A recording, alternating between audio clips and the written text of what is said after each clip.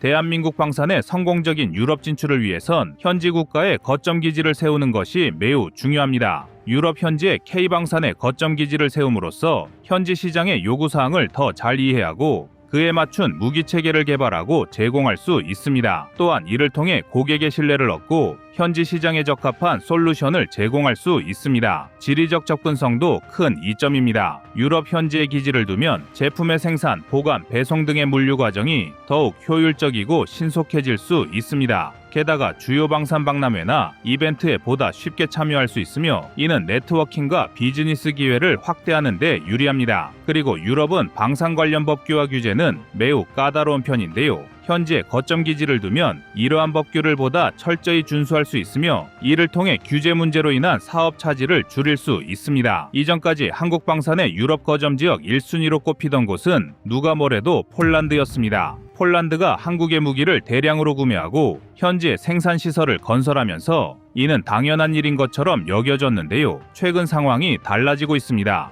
폴란드의 자국 내 정치 상황과 안보 여건에 변동이 생기면서 한국 무기 2차 도입에 대한 잡음이 끊이지 않으며 불안감을 증폭시키고 있는 것입니다. 이런 와중에 루마니아는 최근 K9 도입에 최종 계약을 체결했고 한국의 다른 무기 체계들에도 큰 관심을 보이고 있습니다. 그 중에서도 루마니아의 장갑차 도입 사업에 출사표를 던진 레드백이 호주에 이어 또 한 번의 승전보를 올릴지 주목을 끌고 있는데요. 그래서 준비했습니다. 오늘은 루마니아 장갑차 도입 사업에 도전한 레드백의 수출 전망과 루마니아가 한국의 유럽 방산 기지로 역할을 할 수 있을지에 대해 알아보겠습니다.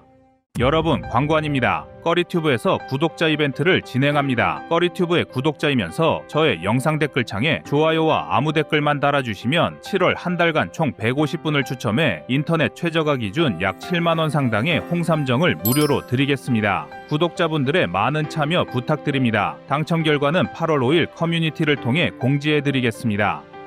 루마니아의 장갑차 도입 사업은 최근 몇 년간의 군 현대화 프로젝트의 일환으로 추진되고 있습니다. 러시아 우크라이나 전쟁의 여파로 인해 더욱 긴박하게 추진되고 있으며 루마니아는 국방력을 강화하고 나토 내에서의 역할을 강화하기 위해 다양한 무기 체계를 도입하는 중입니다. 루마니아는 총 29억 5천만 유로 규모의 전투장갑차 도입 사업을 진행하고 있는데요. 1단계에서는 246대, 2단계에서는 52대의 장갑차를 도입할 예정입니다. 루마니아 정부는 초도 물량은 해외에서 완성품으로 도입하고 이후 기술 이전을 통해 현지에서 생산하는 것을 핵심 조건으로 제시하고 있습니다. 루마니아가 군사력 강화에 속도를 내고 있는 것은 현재 보유하고 있는 무기체계 대부분이 구소련에서 생산한 구형이기 때문입니다. TR-85 시리즈 전차, MLI-84 보병 전투장갑차, TABC-79와 TAB-77 장갑차, M85와 M1981 곡사포, APR-40 다연장 로켓 시스템 등이 대표적인 예입니다. 그러나 탈냉전 이후 군수산업 투자가 크게 줄어들었고 루마니아가 2004년 나토에 가입 이후 집단방위 체제에 대한 의존도가 높아지면서 자국군의 현대화 과제가 방기되었습니다. 나토의 무기 표준 요구에도 불구하고 루마니아는 오랫동안 대응하지 않았으며 이는 루마니아 전체에 아니한 안보 의식을 조장했습니다. 이런 와중에 2022년에 일어난 러시아의 우크라이나 침공은 루마니아의 안보 불감증을 빠르게 해소시켰습니다. 루마니아는 자신들이 러시아의 다음 목표가 될 수 있다는 공포감을 느꼈으며 이러한 위기의식은 루마니아의 국방예산 확대와 군사력 현대화를 촉진하는 원동력이 되었습니다. 루마니아의 2023년도 국방예산은 전년 대비 약 63.3% 증가한 84억 8,100만 달러였으며 2024년도 국방예산은 207억 달러로 재차급등했으며 이는 2년 전과 비교해 거의 300% 가까이 증가한 수치입니다. 따라서 루마니아는 현재 군사력을 강화하고 구식 소련제 무기 체계를 나토 표준으로 대체하기 위해 대규모 무기 도입을 추진하고 있는데요. 여기에는 한국의 무기 체계가 큰 역할을 하고 있습니다. 루마니아는 K9 자주포 53문과 K10 탄약 운반차 36대를 도입하기로 결정했고 그 이전엔 신궁을 도입했으며 K2도 루마니아 수출을 노리고 있는데요. 레드백까지 루마니아의 문을 두드리고 있는 것입니다. 하지만 레드백이 루마니아에 손쉽게 무혈 입성하지는 못할 것 같습니다. 이번 사업에서 한화에어로스페이스가 개발한 레드백과 함께 여러 경쟁 모델들이 경합을 벌일 것으로 보이는데요. 바로 AJAX와 CV90입니다. 그럼 지금부터는 레드백의 경쟁 상대가 될 기종들에 대해 살펴보겠습니다. AJAX는 제너럴 다이나믹스의 영국자 회사가 개발한 최신형 장갑차로 다양한 전술적 임무를 수행할 수 있도록 설계되었으며 영국군의 차세대 장갑차로 채택되었습니다. 전투 중량은 약 38톤이고 엔진은 MTU 600kW 디젤 엔진을 탑재하고 있습니다. 최대 속도는 도로에서 70km/h, 오프로드에서 40km/h이며 승무원 3명을 포함해 모두 7명이 탑승 가능합니다. 무장은 40mm CTA 인터내셔널 CT-40 기관포 7.62mm 동축 기관총을 탑재하고 추가로 대전차 미사일을 탑재할 수 있습니다. 장갑은 모듈식 복합 장갑을 채택했으며 RPG 방어 능력과 폭발성 방어 장치도 장착했습니다. AJAX는 정찰, 보병 지원, 전자전, 지휘 통제 차량 등 다양한 변형 모델이 존재하는데요. 첨단 센서와 감시 장비를 통해 실시간 전장 정보를 수집하고 적의 움직임을 감지할 수 있는 고성능 감시 및 정찰 능력과 강력한 높은 발사 속도와 화력을 자랑하는 40mm CTA 기관포와 더불어 대전차 미사일을 탑재할 수 있어 전차와 같은 장갑 차량에 대항할 수 있는 것은 장점이라고 할 수 있습니다.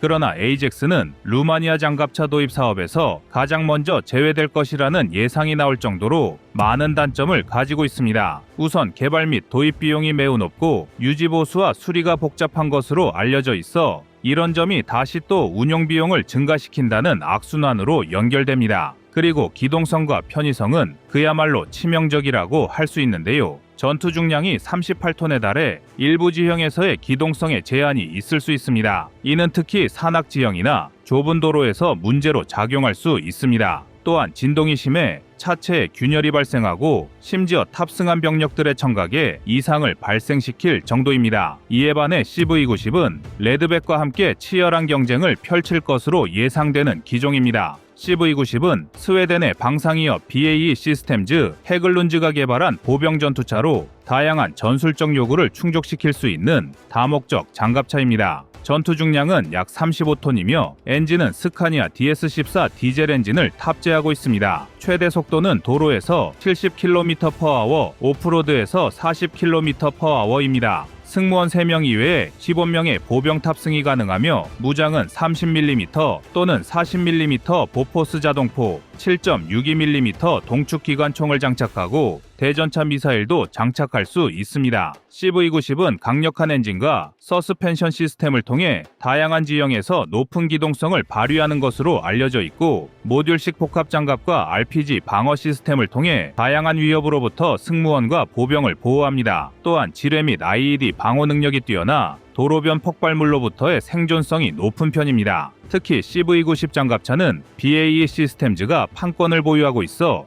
유럽 내에서 생산 및 유지 보수가 용이합니다. 이는 부품 조달 및 유지 보수에서 큰 이점을 제공하며 루마니아와 같은 유럽 국가들에게는 중요한 고려 사항이 될 것 같은데요. 방위 산업이 파탄 지경에 이른 유럽 내에 생산 라인이 아직 남아있는 기종이라 긴급 상황에서도 신속한 대응이 가능합니다. 여기에 이미 유럽의 여러 국가들에서 도입해 운용 중인 검증된 장갑차라는 것이 큰 경쟁력이라고 할 수 있습니다. 하지만 레드백도 이미 호주 장갑차 도입 사업에서 증명됐듯이 성능 면에서는 그 어디에 내놓아도 뒤지지 않는 결코 만만한 장갑차가 아닙니다. 그러나 레드백은 여러 핵심 부품이 해외에서 도입된 점이 수출의 장애물로 작용할 가능성도 있습니다. 이를 해결하기 위해 한화에어로스페이스와 국방과학연구소는 레드백 장갑차의 주요 장비를 국산화하는 개량 사업을 진행하고 있는데요. 레드백의 장갑을 국산화하고 무인 포탑을 추가하거나 K-21 장갑차 포탑을 개량하여 적용할 계획입니다. 또한 이스라엘에서 공급하는 아이언비전, 트로피 능동 방어 시스템, RCWS 원격 사격 통제 장치 등과 소음을 줄이고 연비를 높일 수 있는 고무 궤도도 국산화하여 적용할 예정입니다. 또 하나 문제가 있다면 호주 수출용 레드백을 루마니아에 제한하기는 어렵다는 것입니다.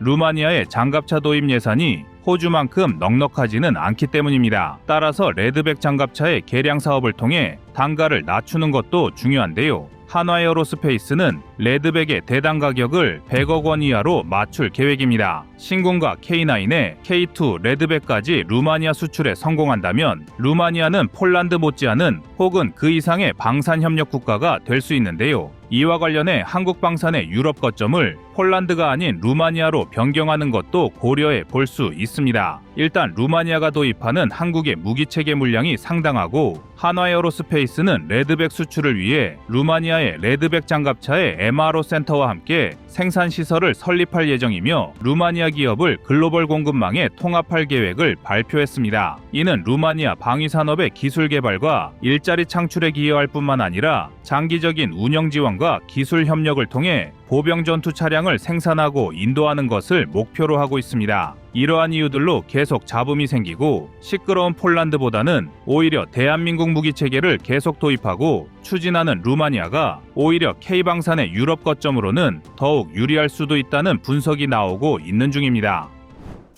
여러분의 구독과 좋아요가 꺼리튜브 운영에 많은 힘이 됩니다. 다음은 23년 12월 22일 레드백 비화 영상입니다. 최근 국내 방산업계에서 심상치 않은 소문이 돌고 있습니다. K9A2 자주포보다 레드백이 한 발 먼저 대한민국 무기체계에 영국 진출 신호탄을 쏘아올릴 수 있다는 주장인데요. 소문이 시작된 건 바로 호주였습니다. 얼마 전 호주는 우리 돈 약 3조 2천억 원 규모 129대 물량의 레드백 도입을 확정지었습니다. 사실 여기까지는 놀라울 게 없는 내용인데요. 대한민국 레드백과 독일 링스가 박빙의 승부를 펼쳤던 호주 차기 장갑차 도입 사업 일명 랜드400은 지난 2022년 상반기 우선 협상 대상자 발표를 한 차례 연기하면서 끝까지 행방이묘연했습니다. 일각에서는 독일이 호주의 이례적인 페이백 시스템을 제안하는 등 레드백이 탈락을 높게 점치기도 했는데요. 하지만 대한민국은 월등한 레드백의 성능을 앞세워 철저하게 호주군의 수요에 맞추는 안성맞춤 전략을 구성했습니다. 뿐만 아니라 현지 생산이라는 장점을 10분 발휘해 생산협력업체를 호주 기업들로 구성하는 등 현지화 전략에 공을 들였는데요. 이에 우선 협상 대상자로 선정된 레드백이 호주 시장에 진출하는 건 사실상 이미 예고된 계획에 불과했습니다. 분명 기쁜 소식이긴 하지만 시청자 여러분께 이미 관련 소식을 수차례 전달해드린 터라 따로 영상을 제작할 계획까지는 없었는데요. 그런데 이변이 일어났습니다. 호주의 레드백 도입에 때 아닌 영국이 끼어들기 시작한 것입니다.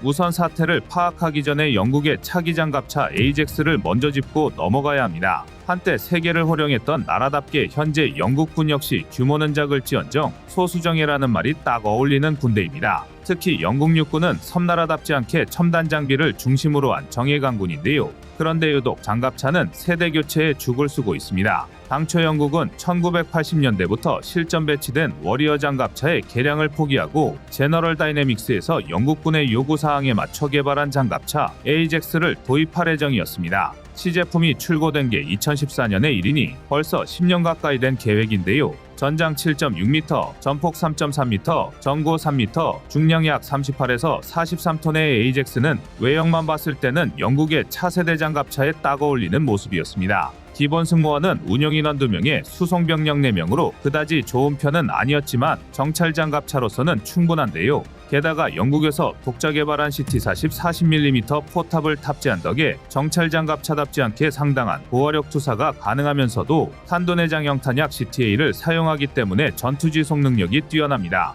이외에도 FGM-148 제블린 기반 RWS를 탑재해서 제한적이나마 대전차 전투를 수행할 수 있습니다. 여기서 끝이 아닙니다. 최고 속도 역시 시속 70km에 달하고 60%의 경사도를 등판할 수 있으면서도 항속거리는 500km에 달하는데요. 한편 포탑과 차체 전 측면에 스터너그 4569 레벨 4 장갑을 탑재해 14.5mm 탄 방어가 가능하고 하부는 스터너그 4569 레벨 3 장갑으로 8kg급 지뢰를 막아낼 수 있습니다. 이론상 대전차 지뢰까지 일부분 방어가 가능한 셈인데요. 그야말로 전투, 정찰, 병력 수송 등 전천 의무에서 준수한 수행 능력을 보여줄 수 있는 장갑차입니다. 누구나 혹할 만한데요.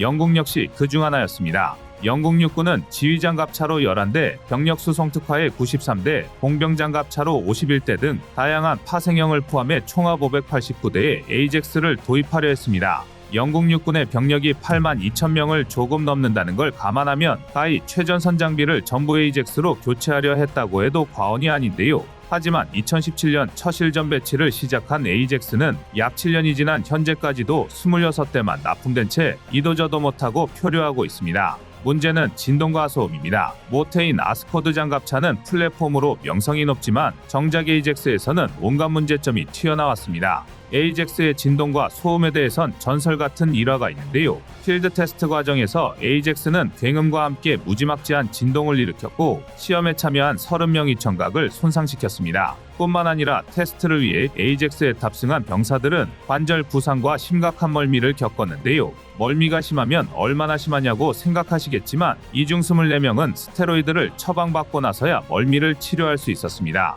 오죽하면 시험 과정에서 탑승자 전원에게 소음 상세 헤드폰을 지급하고도 1회 탑승 시간을 105분 이하로 제한할 수밖에 없었는데요. 장갑차의 소음과 진동은 전장의 택시를 자처하는 장갑차의 탄생 목적 자체에 반대되는 치명적 결함인데다 적에게 자신의 위치를 광고하는 꼴이나 다름없습니다. 정찰 장갑차가 목적인 에이젝스로는 특히나 심각한 문제죠. 전문가들은 에이젝스의 진동과 소음 문제가 과도한 중량 때문이라고 분석했는데요. 에이젝스는 43톤에 육박해 장갑차치고 굉장히 무겁지만 반대로 현가장치 기술 부족으로 중량을 감당하지 못했다는 것입니다. 물론 이외에도 차체의 단차와 유격이 발생하는 참담한 품질, 탑승자에게 영향을 줄 정도로 과도한 전자파 등 어처구니 없는 결함이 한두 개가 아니었는데요. 심지어 깐깐하기로 유명한 영국의회마저 여전히 어떻게 문제를 해결할 수 있는지 도무지 답이 보이지 않는 상태라며 두 손 두 발 닫은 상태입니다. 이런 와중에 역사적, 군사적으로 깊은 유대관계를 구성하고 있는 호주가 신형 장갑차를 도입했다고 하니 영국 입장에서 눈이 번쩍 뜨일 수밖에 없는데요.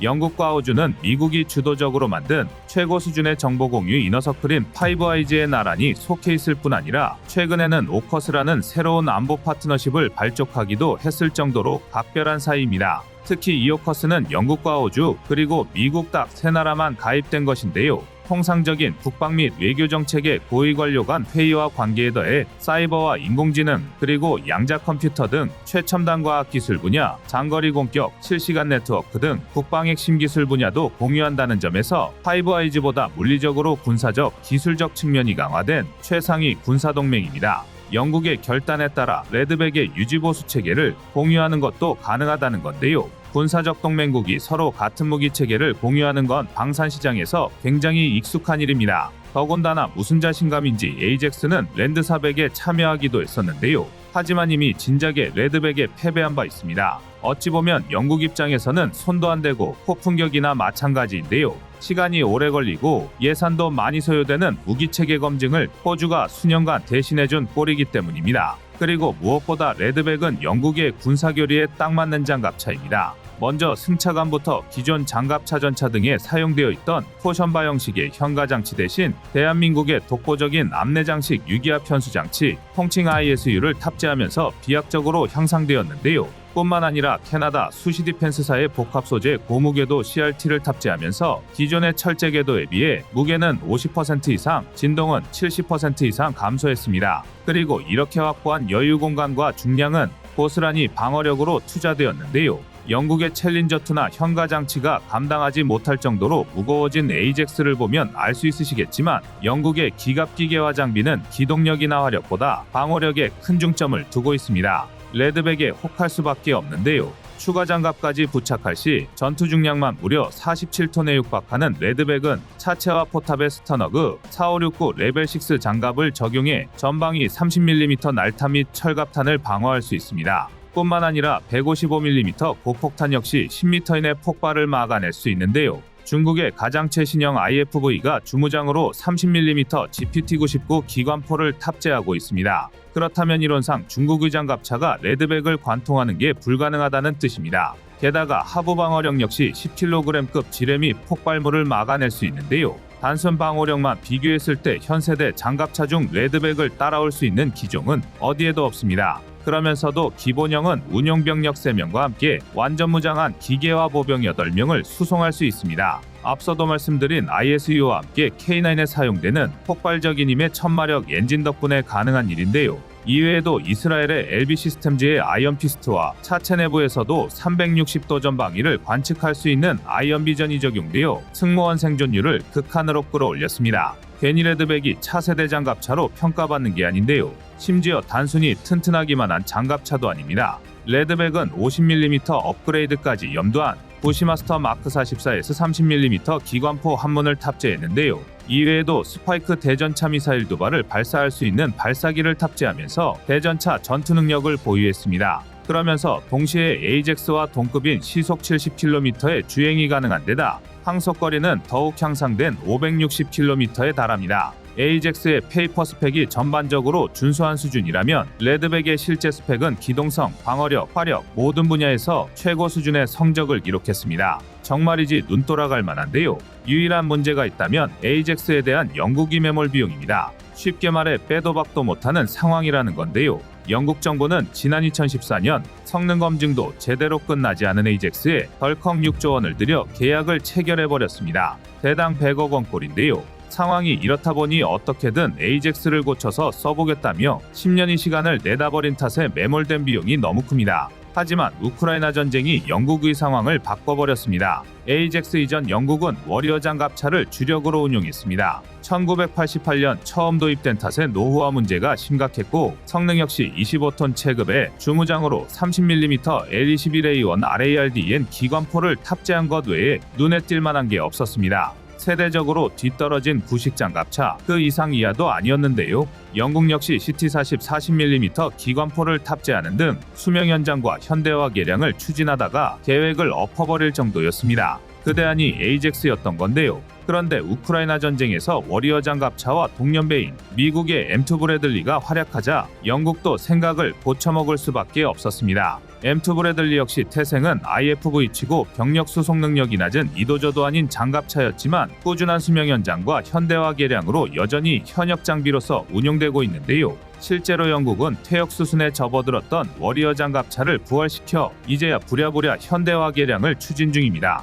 어차피 망한 사업 에이젝스를 붙들고 있어봐야 소용없다는 생각을 하기 시작한 건데요. 이는 대한민국의 안보 상황에서 눈여겨봐야 할 문제입니다. 이번 레드백을 계기로 대한민국의 군사기술력은 또 한 단계 업그레이드 되었습니다. 레드백은 현지화 전략에 따라 맞춤형 제작에 특화된 무기체계의 첫 수출 사례일 뿐만 아니라 지상과 기동장비 부문에서 패키지 제작이 가능하다는 사실을 입증하면서 전 세계 장갑차 시장에서도 우위를 점령했는데요. 이에 발맞춰 업계에서도 모듈형 복합장갑과 장갑차용 APS 40mm CTA 기관포 등 K21의 새로운 개량 방안을 제시한 상황입니다. 호주 상황에 맞춘 레드백을 무작정 직도입하는 게 아니라 국내 안보 상황에 어울리는 특화형 장갑차를 준비 중인 것입니다. 과연 레드백을 뛰어넘을 새로운 K21은 어떤 모습일지 여러분의 생각은 어떠신가요? 이상 꺼리튜브였습니다.